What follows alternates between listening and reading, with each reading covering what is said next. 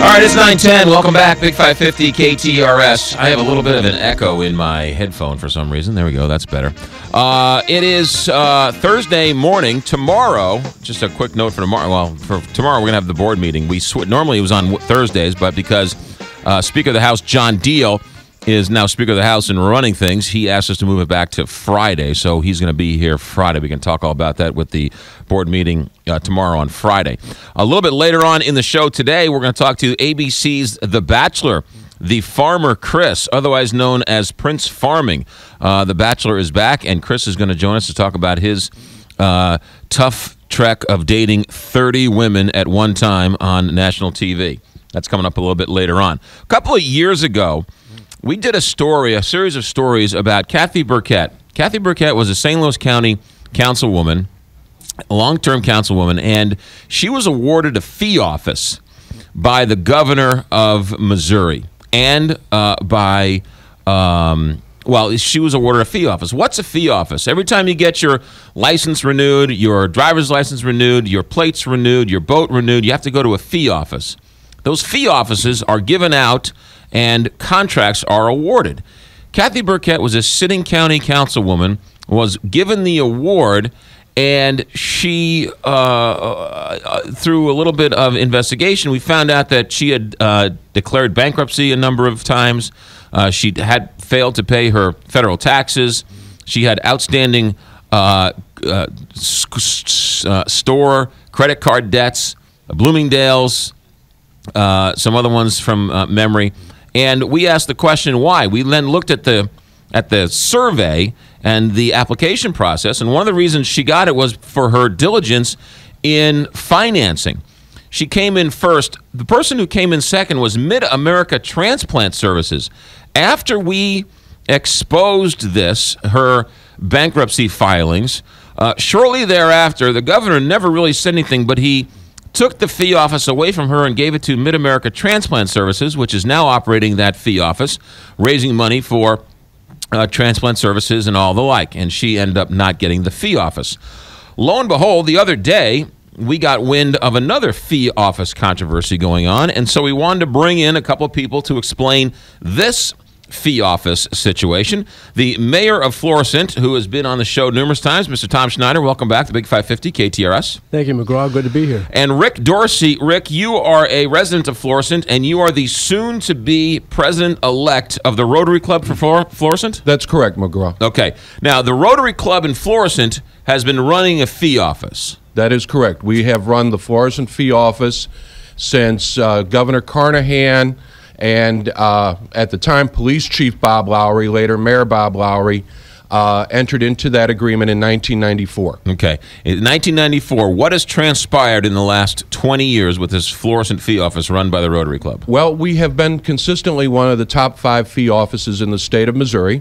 There has never been controversy with it. It's always been well managed. And we held on to the office through the administrations of Governors Carnahan, Holden, Blunt, and through the first term of Governor Nixon. When you say the top 5, what do you mean by that? Well, we're not only the Department of Revenue ranks you not only by the fees generated, but also by the quality of service performed for the customers. Sure. And so we can imagine we've all standed online, had the wrong paperwork, come back tomorrow. The courtesy of the clerks, right, everything else. But you guys consistently have ranked the top 5 in the state. Over 21 years, consistently in the top 5. Interesting. Okay, now, with the fee office comes revenue. That is correct. So in the last 21 years, the Rotary Club has probably made quite a bit of money off this fee office. That is correct. Over the 21 years, we have raised for our community investment activities $2.3 million. And that's gone to what? Christmas parties? No. It's gone to Team, which is a food pantry, Marygrove, which is a children's home, and to a shelter workshop for challenged adults. So the Rotary Club has taken this, how much? $2.3 million over 21 years. And which fee offices, you could do anything you wanted with that money. Well, yes and no, because when Governor Carnahan awarded us the office, he specifically charged us with taking the profits and not keeping it for ourselves, but reinvesting in the North County community. Okay, so that $2-point-something million Go through these charities again real quick for me. Well, we got TEAM, which is a food pantry, the Emergency Assistance Ministry, which is a collaboration of all the ministries in North County to feed the hungry.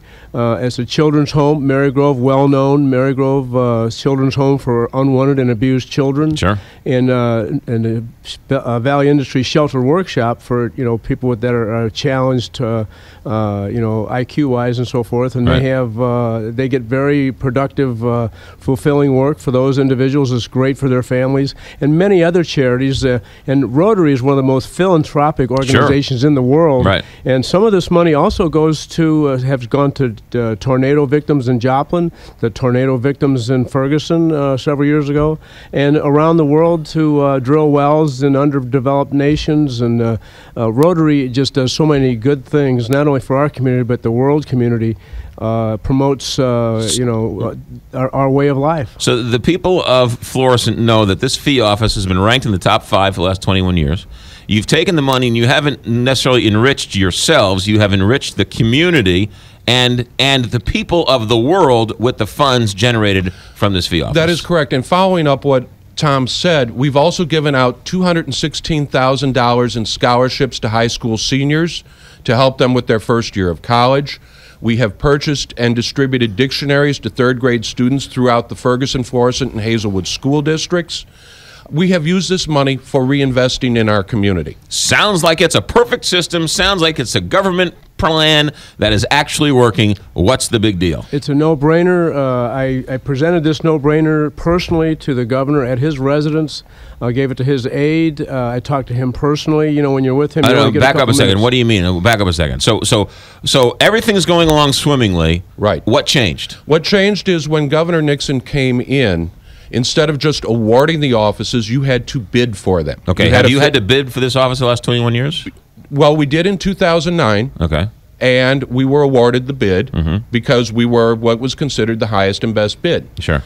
Well, in November of 2013, we were required to rebid the office. Okay. The difference is that they changed the bid specs. The state of Missouri changed the bid specs, and they asked if we award you the office, how much of your gross revenue would you give back to the state of Missouri? Okay. Now, they asked in 2009, would we do that? And we checked around with the other not-for-profits, and everybody said yes and would give you 1% of our gross. Well, this time in the scoring system, they said, not only are you required to give back, but you have to give back to you'll be awarded points based on the percentage of what you give back. Certainly All understand. right? Up to a maximum of 10% of your gross. Well, 10% of our gross is what our profit lately has been every year, $50,000 to $60,000. We do about $500,000 a year in gross revenue. And so if we bid that 10%, we would have nothing for our community investment activities. So it would be a wash. There'd be no reason to run the fee office. You're not getting the extra money to then donate to all these charities. That is correct. Okay. So what happened was the company, we were notified on December 29th that we did not get the bid this time to keep the office, and that the company who did get the office would be giving the full 10% or all of the profit to the state of Missouri. Now, the reason is they are a for-profit organization.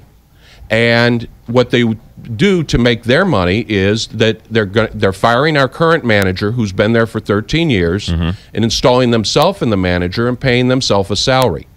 So the system is now skewed in favor of the for-profits as opposed to the not-for-profits. So you've already lost the bid. You've lost the office. This is a done deal. Well, it's not a done deal. We were told on December 29th that it was awarded to another for-profit company. Who's this company? ACM LLC. Who are they? They're out of Lake St. Louis. They also were awarded the Harvester office. And the interesting thing is that in the bid process, one of the other things you can do to earn points is be a woman-owned or minority-owned business.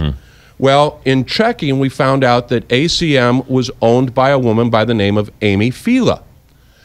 Checking the Harvester office, who also was awarded to ACM, we found out that the Harvester office for the last 9+ years had been operated by a different corporation owned by her husband, Tim Fila.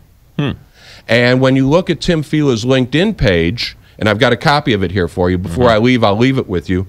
It says that he has managed the Harvester office for 9 years and 9 months. Okay. So in order to get extra points, they just simply change the ownership from husband to wife. Are they? Oh, I see. So I thought you said the Harvester lost their office too. Well, Tim lost it to his wife, Amy. So the Harvester office was with Tim.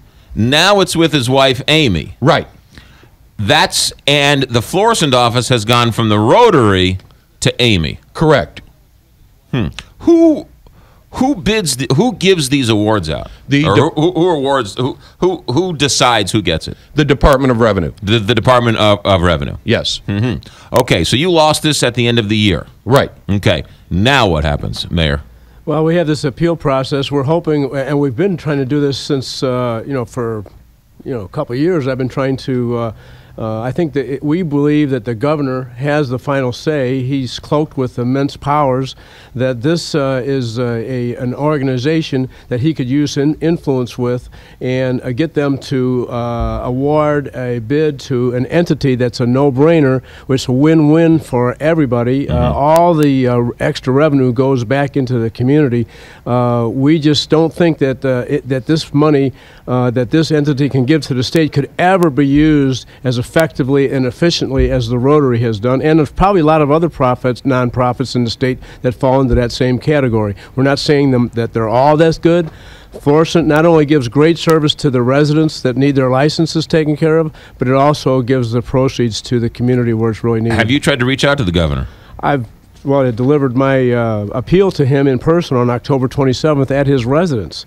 Gave it to his aide, a guy named Jason, and then I told the governor, when you only get 2 or 3 minutes with him, I said, I gave Jason something very important. I need you to take a look at it. And then I followed up. I even sent an email with an attachment of pictures taken. There's great big giant checks when you hand out stuff. Sure. A big check of $10,000 to Joplin Rotary Relief, tornado relief, Ferguson tornado relief, a big check to Team, a big check to Shelter Workshop, Marygrove, all these other charities that we've given them, millions of dollars to over the last 20 years. Right. And did you get any response from the governor? No, just maybe an acknowledgement that they received it. Well, that's more than the lieutenant governor gets. Well, and McGraw, we've had some contact with the governor's office since this came down. Okay. Right. My sister, who's also a Rotarian, and my law partner got a call from the governor's office on Tuesday, and just acknowledging that they were aware that we were appealing this, but they also admitted that in redrawing the bid process, they skewed the bidding in favor of for-profit companies and away from not-for-profits. And in fact, did they tell you why they did that? I don't know if it's the law of unintended consequences or if there's something more to it. But the list of contracts that were awarded on December 29th, I went through the list, and 4 for-profit companies got 20 of the 33 contracts that were awarded. So these same for-profit companies, now this is their business model, is to take these fee offices from the nonprofits. That is correct. And when you add in 2 other companies that are affiliated with, are owned by relatives, it becomes 25 out of 33. And again, I have that documentary evidence right here that I will provide you. Is it ACM? Yes, ACM LLC. And it's Amy Fila? Amy E. Fila. How do you spell Fila? F-I-L-A. F-I-L-A. And how many fee offices do they own? Well, we know that they got the Harvester office and the Florissant office in the December 29th bidding. Right. I don't know if they own any others. They retained the Harvester office. Well, presuming that Amy and Tim are still together, yes. Right. Okay. What do you want people to do? Well, we have to have our appeal in no later than next Tuesday. And what we're really asking the community to do is to point out to the governor the unfairness of the situation, the fact that a not-for-profit like the Rotary Club of Florissant has spent 21 years reinvesting over $2 million in the community, and that it would be a miscarriage of justice to take this office away from us and award it to a for-profit company. So you want people to call the governor? Call the governor, write the governor. Email the governor? If somebody actually knows the governor, if they would contact him directly. Right. And support the efforts of Senator Gina Walsh. She's been very proactive in trying to do this. I did want to just pause and take a slight time out and advocate people to join Rotary, McGraw. I know your radio station's starting to advertise for Rotary. Sure. I just wanted to take a pause. Rotary is such a great organization, and it's aging, so we need some younger people in their 20s, 30s, and 40s to join Rotary. I just wanted to pause and Sure. give that. Let me ask you this crazy question. Kevin England is state rep in your area, correct? Keith England. Keith England, yes. Right. And he's a Democrat. And last session, he helped the Republicans with the one more vote needed to pass a tax cut in which Governor Nixon vetoed. Is there any chance that this is a retaliation to the Florissant area for him doing what he did?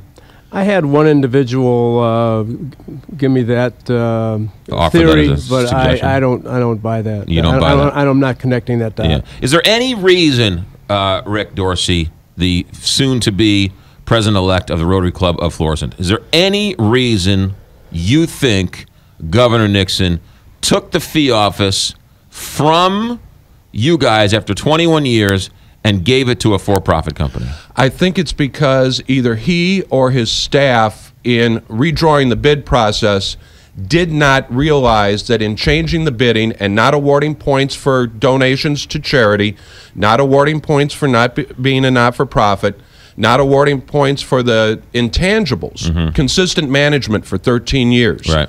The same manager. I think in changing that, they have produced this result. Right. I can't believe that the governor or anybody else would deliberately punish not-for-profits in order to give this to for-profits. The people who pay the fees and the fine, they're not paying one more cent one way or the other. But the question is where the money goes up. The profits in this instance are going back to the state, and the profits with you go to charities. That is correct. Yeah. So, for instance, if you're maybe had some bad luck, or your sister or brother has had bad luck, and they're relying on getting food from Team's not getting that $10,000 check from Rotary. Right. Or if you have a relative that has an abused child, and that abused child is going to Marygrove, Marygrove's not getting the $10,000 check from Rotary. And right. if you have a mentally challenged adult that's got to have fulfilling employment, and by the way, the state is reducing their right. money to the shelter all of those workshops. Charities are doing the work, right. And if they don't do the work, the state ends up having to do the work. And the state's reducing it. Right. And right, it's right. even worse than that, McGraw, because over the last 5 years, the state of Missouri, through budget withholds, have withheld $300,000 from Valley Industries Sheltered Workshop. All right. So And go ahead. Rotary Yes. has helped fill that gap by sending to the workshop for the last 5 years $25,000 a year. Okay. Without that money, disabled workers would have been laid off from work. 21 years. How much money has Rotary donated? $2.3 million. $2.3 million. You want people to call the governor's office, email, write, fax, Exactly. text, and ask the question, why take the fee office from the Rotary Club in Florissant? That is correct. That's Rick Dorsey, who is the soon-to-be president-elect of the Rotary Club in Florissant, and the mayor of Florissant, Mayor Tom Schneider. Are you a Democrat? I am. You are. So this is within your own party. Yes, it is. Yeah, interesting. All right. Gentlemen, thanks for coming up. Let us know how it goes. Thank you, McGraw. Thank you, McGraw. 9:29 here, Big